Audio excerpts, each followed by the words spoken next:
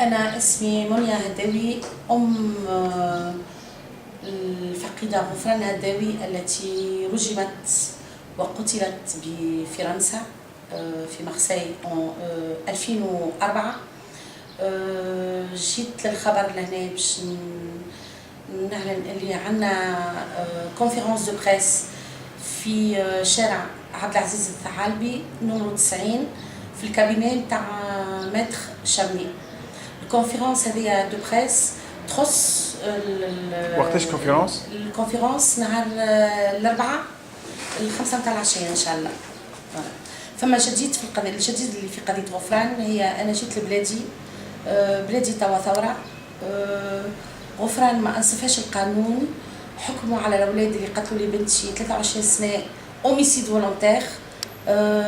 خليت الوثائق لهنا للخبر اللي غفران ماهوش اوميسيد فولونتير، غفران سي اكت دو تورتور اي دو بارباري. أنا je veux consommer mon deuil, je veux pleurer ma fille, je veux crier justice pour ma fille. القانون الفرنسي ما أنصفنيش. جيت لبلادي باش نشكي بفرنسا لا فوالا.